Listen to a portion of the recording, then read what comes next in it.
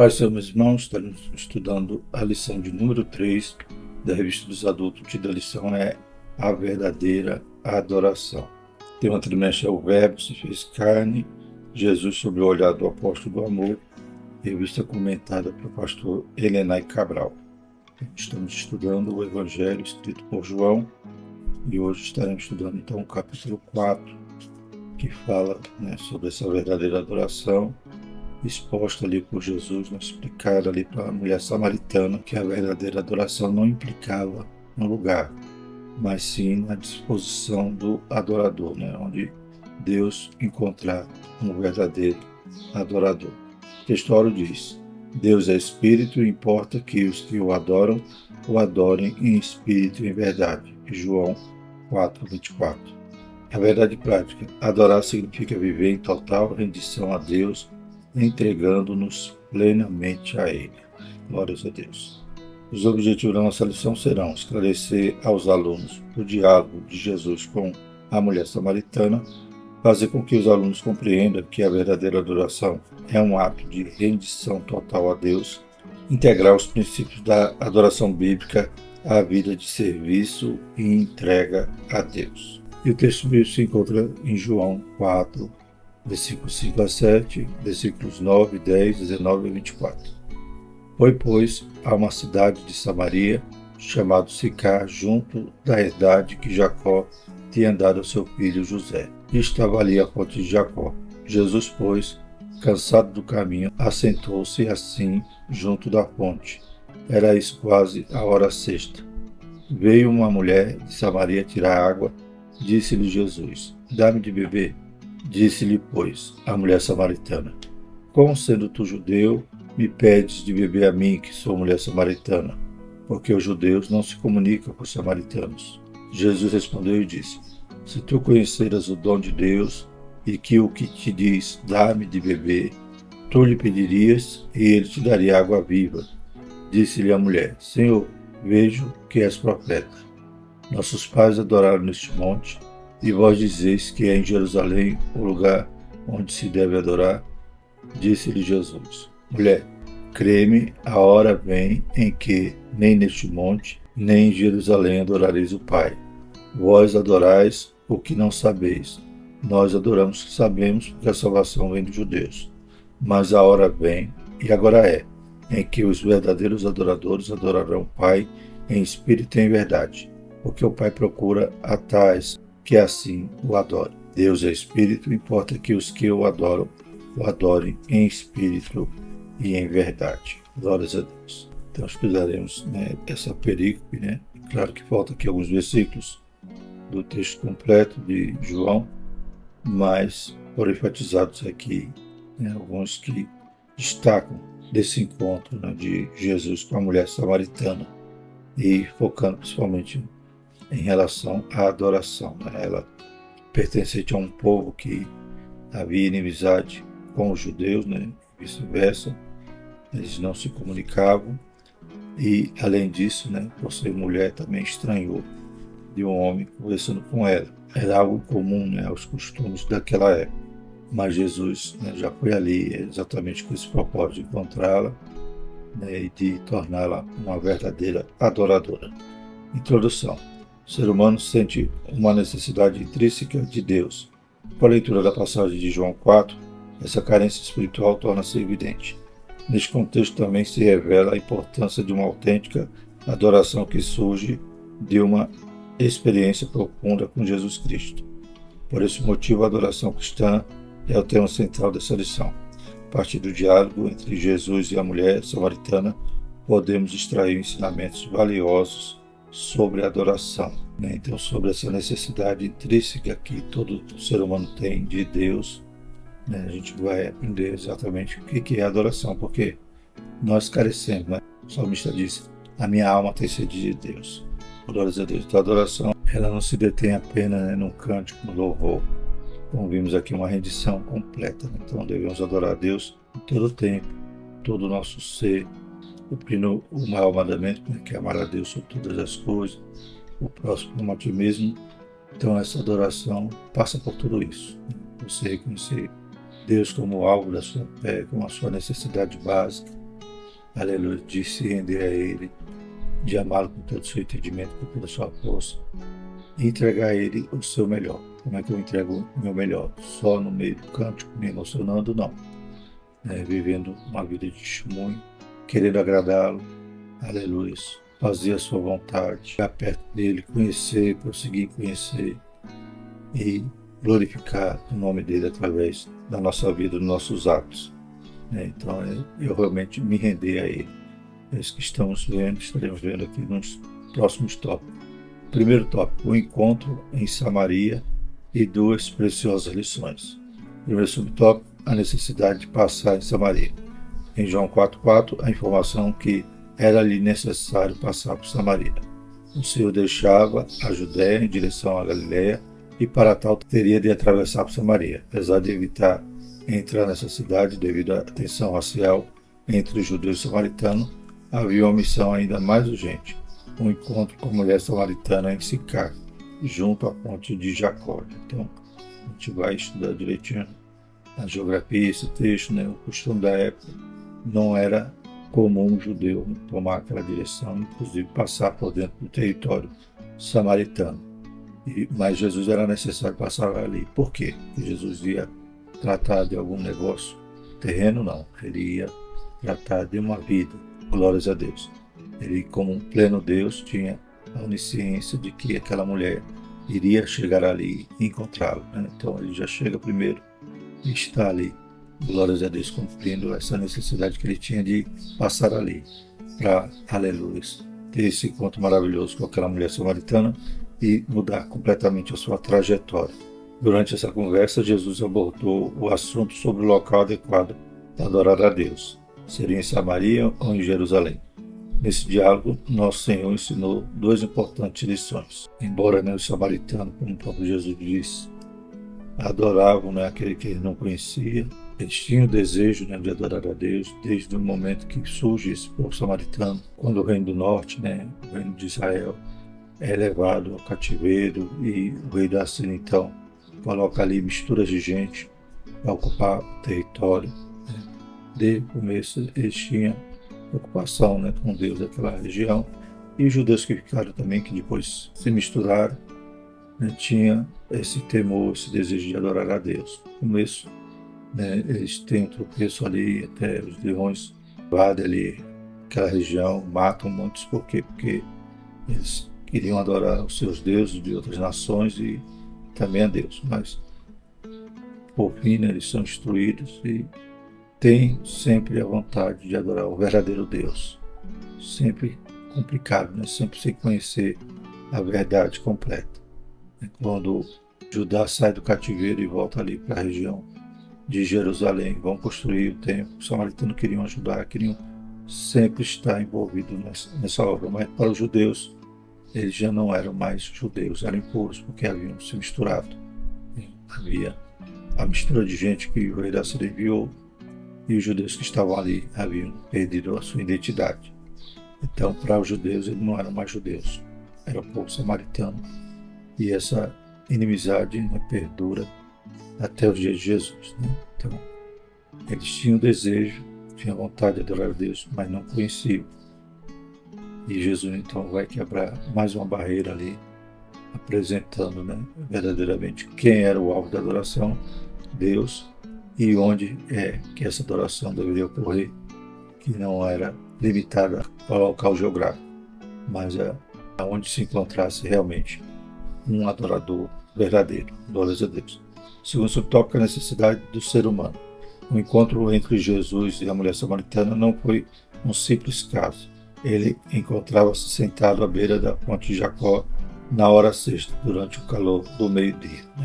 Jesus foi para o lugar certinho e já sabia a hora que a mulher iria aparecer ali. Era uma hora incomum, meio-dia, ninguém iria tirar água de um poço meio-dia, mas Jesus sabia que aquela mulher iria, porque ela tinha algumas dificuldades sociais, não era bem vista no meio da sociedade e certamente estaria naquele horário, que era o horário que ela se ocultaria dos outros que tiravam a água naquele local. A mulher samaritana dirigiu-se à ponte para recolher água, no momento em que cruzou com Jesus e ouviu um pedido do amado mestre: dá-me de beber. Em resposta ao pedido de Jesus, ela iniciou uma conversa com o Divino Mestre até que este lhe propôs uma água que se tornará nela uma fonte de água a jorrar para a vida eterna. Versículo 14. O que o nosso Senhor ofereceu à mulher samaritana era um tipo de água capaz de transformar toda a sua existência. Aqui encontramos a primeira valiosa lição. Toda pessoa necessita de Deus e por isso devemos aproveitar cada oportunidade para partilhar essa água da vida. Então, fazendo mais uma vez uma ponte com o salmista, a minha alma tem sede de Deus. Então, a alma daquela mulher também tinha sede de Deus. Jesus ia saciá-la com a água da vida. Glórias a Deus. Terceiro subtópico, o lugar de adoração a Deus. Dando seguimento à conversa com Jesus, a mulher samaritana questiona sobre onde deveria ocorrer a verdadeira adoração, se em Jerusalém ou no Monte Gerizim. Nesse diálogo, a samaritana procura entender o local apropriado para adorar a Deus. Então, interessante que esse Monte Gerizim, a gente, voltando à história, lembra de Moisés, quando estão se aproximando, ele e o povo de Israel, a terra prometida, Claro que ele não atravessa o Jordão para entrar, mas ele já deixa determinado que Deus o revelara, que havia o Monte Ebal, o Monte Gerizim, sobre um monte teria um atalaia, sobre outro monte outro atalaia, e no Monte Ebal se proferiria as maldições, no Monte Gerizim as bênçãos. Exatamente nesse monte que anos depois, os que Israel domina a terra, surgem os reis, o reino se divide, a nação peca, cai diante dos inimigos, a Síria leva o reino do norte cativeiro, agora vem o samaritano. Mais ou menos no ano 120 a.C., havia ali então um templo. Já que os judeus não aceitaram o samaritano na construção do templo de Jerusalém, por fim acabou o samaritano construírem um templo também no Monte Gerizim. Porém, no ano 120, esse templo é destruído pelos judeus. Então, para eles ainda era lugar de adoração, lugar que eles sacrificavam. E a mulher quer saber qual era o lugar que era o lugar de adoração, porque os judeus, claro, iria dizer que é em Jerusalém. E eles, por às vezes até falta de opção, porque eles não poderiam ir para Jerusalém, nem entrar no templo. Então eles tinham ali aquele local que outrora era um templo, agora estava destruído, mas era o local que eles adoravam. E a mulher quer saber então onde é o local de adoração, ali no poço, no monte, Gerizim, em Jerusalém. E Jesus vai dizer para a mulher: crê-me, a hora vem em que nem neste monte, nem em Jerusalém adorareis o Pai. E ainda diz: vós adorais o que não sabeis. Nós adoramos o que sabemos, porque a salvação vem dos judeus. Então eles, na sua limitação, na sua adoração, falta de conhecimento, eles adoravam o que não sabia. E Jesus disse: nem no Monte Gerizim e nem em Jerusalém, porque a adoração não era limitada à geografia, louvado seja o nome do Senhor, e nem em nenhum local desse detinha a presença de Deus. Louvado seja o nome do Senhor, que Deus é Espírito, está procurando os verdadeiros adoradores. Então não era o local, era onde estavam aqueles que adoravam em espírito e em verdade. Em resposta à sua indagação, nosso Senhor revela uma nova forma de culto. Essa adoração não seria exclusiva dos judeus nem dos samaritanos. Na realidade, o verdadeiro culto dirigido a Deus deve ser feito ao Pai em espírito e em verdade. Versículos 23 e 24. Aqui encontramos uma segunda lição valiosa. O autêntico culto de adoração a Deus, que satisfaz as suas necessidades humanas, não se limita a um lugar específico, mas reside no mais profundo do ser humano, em espírito e em verdade. Até hoje, também há muitos que querem idolatrar um local de culto, no sentido que, não, a gente tem que orar no monte, porque no monte a oração é forte. Lá Deus se manifesta, não. Deus vai se manifestar onde tiver um verdadeiro adorador. E Jesus ensinou que até podemos orar no nosso quarto. Fecha a porta e em oculto, o Senhor vai ouvir as nossas orações, nossas petições. Glórias a Deus. A igreja, o templo, é o lugar onde nos reunimos, nos congregamos e formamos a igreja, que são chamados para fora. Mas, se não tiver um verdadeiro adorador ali na igreja, o culto também não está tendo valia, né? Porque o culto, que quando vamos à igreja, não é para assistir um culto, achar um culto bom, né? Se satisfazer com o culto, não, é para levar o culto e apresentá-lo a Deus. E esse culto, como já temos visto, essa verdadeira adoração tem que ser uma rendição completa, não só nos minutos que estamos dentro da igreja, não só no momento de um louvor, de uma adoração, mas a minha vida tem que ser uma verdadeira adoração a Deus. E o segundo tópico, o ensino de Jesus a respeito da verdadeira adoração. O primeiro subtópico é a adoração. Ao afirmar que ofereceria a água viva aos que têm sede, Jesus referia-se a uma vivência espiritual que se daria no interior de cada indivíduo. A água que eu lhe der se tornará nele uma fonte de água a jorrar para a vida eterna. João 4,14. Assim, à luz das suas palavras neste capítulo, a verdadeira adoração a Deus não está mais ligada a um local específico, como Jerusalém e Samaria. A presença de Deus já não se restringe a uma determinada geografia, mas está presente em todos os lugares onde existe adorador sincero. Mais do que uma adoração formal e ritualística, a autêntica adoração possui essencialmente um caráter espiritual. Deus é espírito e é necessário que os que o adorem em espírito e em verdade. Glórias a Deus. Então, essa água da vida, lembrando na lição passada, né, quando falamos do novo nascimento, a água, né, tem a ver com o Espírito Santo. Então, a gente tem que se render a Deus para que Ele nos preencha, possamos ser o templo e habitação do Espírito. Aleluia, prestar uma verdadeira adoração. Interessante nos dias de Ezequiel, né, a presença de Deus, né, aquela visão que Ezequiel tem, aleluia, do trono de Deus, dos querubins, do Senhor assentado sobre o seu trono. Ele tem essa visão junto ao rio Quebar, né? Então a glória de Deus estava ali na Babilônia com ele. E quando ele tem a visão do templo, ele contempla todas as abominações que os homens estavam fazendo ali, com ídolo, né? O ídolo da vergonha ali no pátio, com as mulheres adorando a Tamuz, os anciões dentro do templo adorando imagens pintadas ali na parede. Então, todas as abominações, de forma que o Senhor revela que estava vendo ali no templo. Também Deus dá a revelação que a glória de Deus saía do Santo dos Santos, de cima ali dos querubins, né, da Arca da Aliança, se transportava para o portão e depois ia embora. Então, tinha um templo, tinha todos os utensílios sagrados, o sacerdote, mas a glória já não estava mais ali. Então, a presença de Deus não quer estar no lugar onde está havendo, né, abominações, até mesmo que seja uma igreja. Às vezes, muitas das vezes, cai em escândalo, então a glória de Deus se afasta. Então, a glória de Deus está onde estão os adoradores, né? Não estava em Jerusalém naquele momento, mas foi vista lá na Babilônia, junto ao rio Quebar, quando Ezequiel estava ali recebendo revelações do alto. Glórias a Deus. Da mesma forma hoje, né?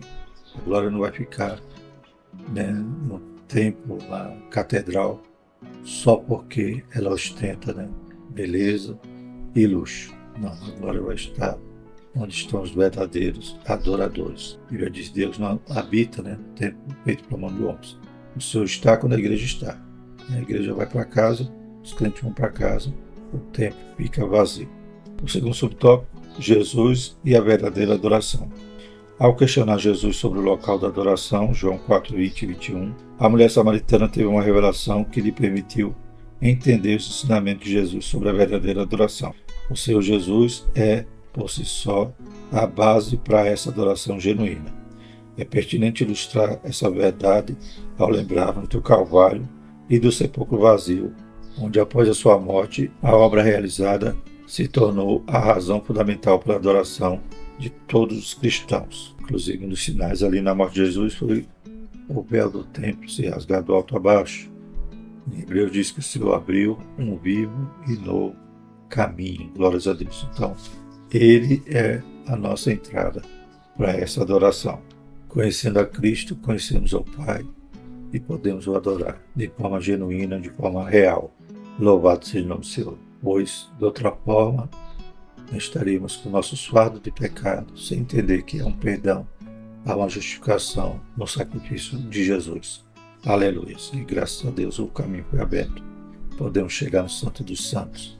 Né? Não há mais necessidade de um sumo sacerdote, uma vez por ano, entrar no Santo Santo, ou do sacerdote entrar ali no lugar santo para cultuar a Deus, adorar a Deus. Todos os crentes hoje têm acesso ao trono da graça.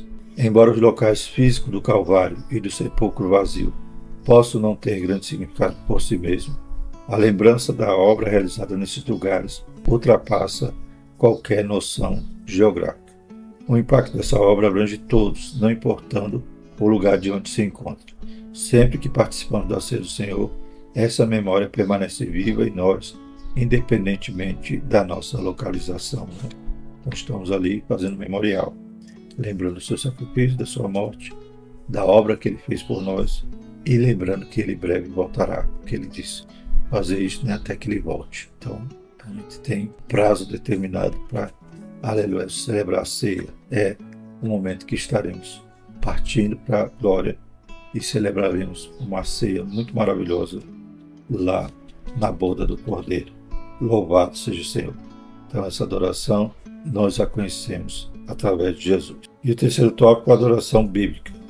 Primeiro subtópico, o conceito bíblico de adoração. Na língua hebraica existe uma expressão chamada Stavavá, que transmite a ideia de manifestar um temor reverente, admiração e respeito característico da adoração. Já na língua grega, duas palavras são utilizadas para definir adoração: latreia e proskuneo. A palavra latreia refere a submissão de quem serve ou trem. Por outra vez, proskuneo significa adorar ou ato de adoração.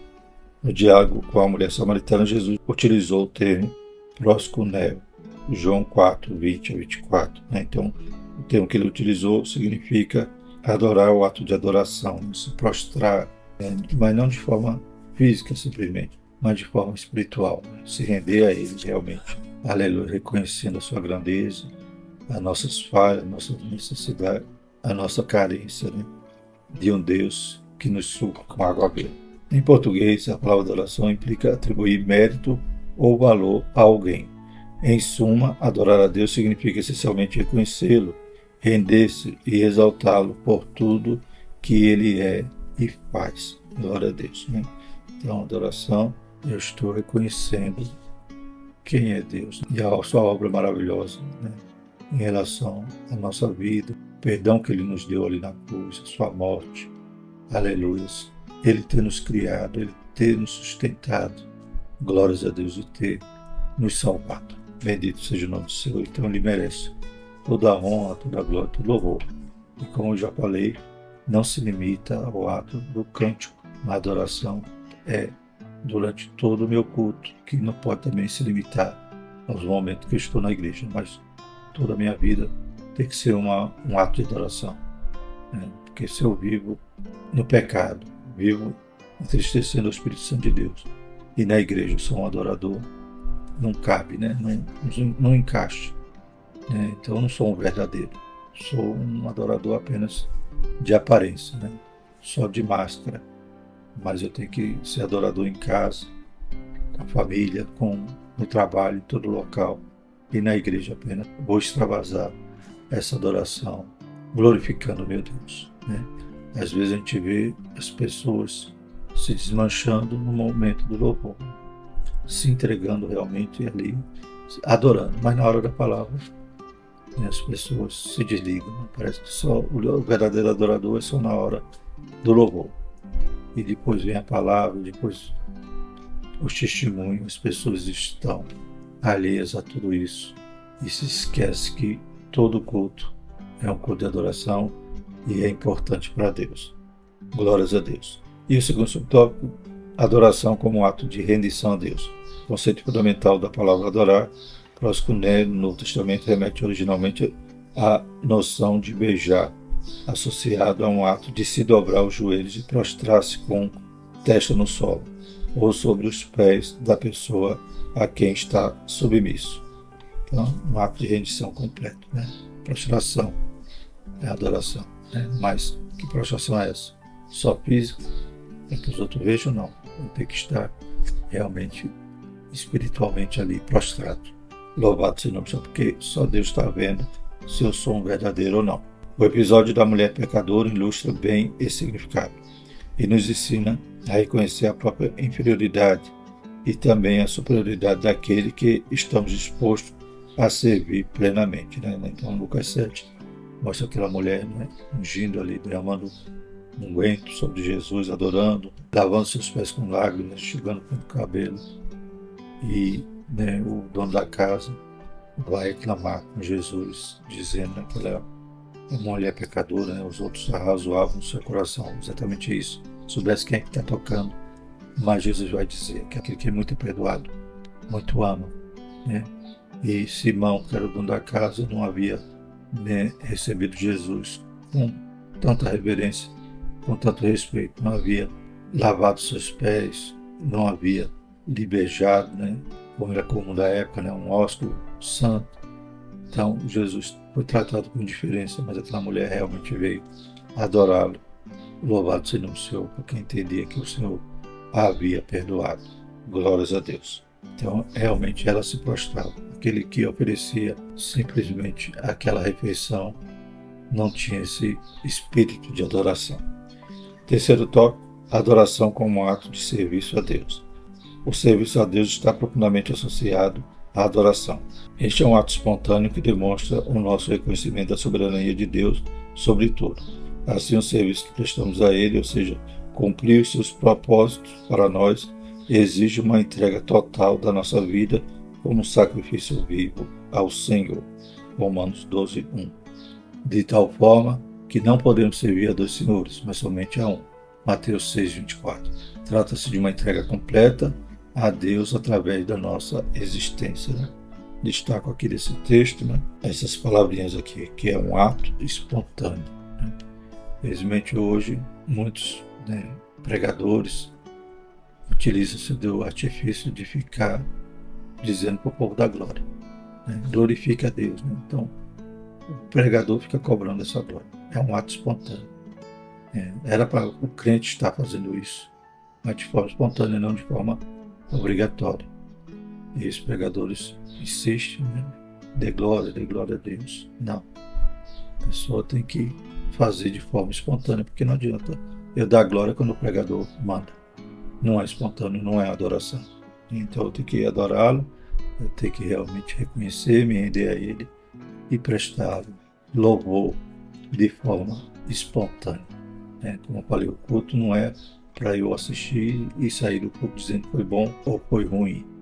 O culto é para mim trazer e oferecer a Deus. Eu que tenho que adorá-lo, eu que tenho que exaltá-lo. Não porque alguém mandou, mas porque eu quero fazer isso. Porque eu me rendo ao meu Deus. Glórias a Deus. Foi para isso que eu fui para a igreja. Não foi para passear, mas foi para prestar um culto ao nosso Deus, ao nosso Senhor. Uma experiência interior de adoração, sobre o tópico 4. Sentimos uma necessidade profunda de adorar a Deus, conforme é lembrado no Salmo 42. A minha alma tem sede de Deus, o Deus vivo. Quando entrarei e me apresentarei ante a face de Deus. Está vendo? Isso é o culto. Essa é a verdadeira adoração.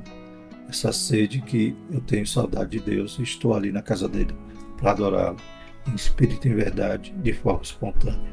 E o salmista estava ansioso. Quando eu vou, aleluia, me apresentar ante a sua face. Alegrei-me quando me disseram, vamos à casa do Senhor. Aleluia. Vale mais um dia nos seus atos do que outra parte mil. Então havia, aleluia, o desejo de estar na presença de Deus. Glórias a Deus. Não precisava ninguém mandar e nem ninguém ficar animando a plateia, dizendo dê glória, dê glória. Glórias a Deus. A gloriosa presença do Deus Todo-Poderoso satisfaz todas as carências da pessoa. Assim, a verdadeira adoração envolve uma postura interior que permite ao crente estabelecer um vínculo profundo com Jesus Cristo, reconhecendo como Senhor e Salvador das nossas vidas. Amém? Graças a Deus. Conclusão nos diz: nesse estudo, focamos nos ensinamentos práticos de Jesus acerca da adoração. Por consequência, discutimos a doutrina da adoração cristã. O capítulo 4 do Evangelho de João revela duas valiosas lições. A primeira é que todo ser humano possui uma necessidade a satisfazer, a necessidade de Deus. A segunda é que em Jesus a verdadeira adoração surge como um movimento que se inicia no interior. Tudo isso resulta de uma experiência viva com Jesus Cristo, né? Então, se tem a verdadeira, tem a falsa. A verdadeira implica em tudo isso que estudamos, mas a falsa também há, né? Me lembro do texto ali de Amós, que Deus disse que já não suportava mais aquele culto, já não suportava mais o sacrifício que Israel estava fazendo. Porque Israel, né, não adorava a Deus unicamente, né? O reino do norte tinha ali os bezerros de ouro, tinha Baal, e quando adoravam a Deus, faziam do seu jeito, do jeito que eles achavam que era bom. Sacrificava tudo isso, mas Deus dizia que nem o som mais dos instrumentos Deus suportava mais. Em Amós 5,21 diz assim: aborreço e desprezo as vossas festas, e as vossas assembléias solenes não me dão nenhum prazer. E ainda que me ofereçais holocaustos e ofertas de manjares, não me agradarei delas, nem atentarei para as ofertas pacíficas de vossos animais gordos. Afasta de mim o estrépito dos teus cânticos, porque não ouvirei as melodias dos seus instrumentos. Eram estrépitos, eram sons ruidosos, até os louvores. Deus já não suportava mais. Então era um culto que Deus não queria. Por quê? Porque o povo adorava, de forma mecânica, de forma somente litúrgica. O povo vivia no pecado, havia desrespeito em relação ao pobre, ao trabalhador. Um par de sapato valia mais do que um pobre. O povo cobrava usura, tomava a capa daquele que estava devendo. Então havia tanto pecado no meio daquele povo que Deus não queria mais o culto. Que essa não é uma adoração verdadeira de forma alguma. A verdadeira adoração é que o Senhor está ensinando para uma mulher desprezada na sociedade, vista com maus olhos, mas que queria conhecer a verdade. Jesus apresentou, conhecereis a verdade vos libertará. Ela deixou de ser aquela mal vista no meio dos seus para se tornar uma missionária. Lá, e trouxe o povo para ouvir Jesus. Achei aquele que deveria de surgir, o profeta, o Messias. Ela creu, tomou da água, se saciou e ainda foi oferecer aos outros a água que Jesus a deu. Esta é a verdadeira adoração. Glórias a Deus. Na próxima lição, Jesus, o pão da vida. Vamos agradecer ao Senhor e continuar adorando Ele na obediência da sua santidade. Louvamos, Senhor, o teu nome. Te adoramos mais uma vez, Pai. Obrigado por tudo que o Senhor faz por nós, tem feito. Pai, obrigado, Senhor Jesus, por tanto amor que o Senhor derrama sobre nós. Nos perdoa nossa ingratidão, nossa incredulidade, nossas falhas, Senhor. Abençoa, Pai, cada um que está assistindo esse vídeo, Pai, cada aluno da escola dominical que domingo vai aprender essa lição. Deus poderoso e santo, derrama a tua graça sobre nós e nos perdoa, Pai, por tanta ingratidão, por esquecermos, Pai, dos seus benefícios e do teu cuidado. Em nome de Jesus nós te louvamos e te agradecemos. Amém. Que a graça do nosso Senhor Jesus Cristo e o amor de Deus e a comunhão do Espírito Santo permaneça sobre nós, hoje e para todo sempre. Amém.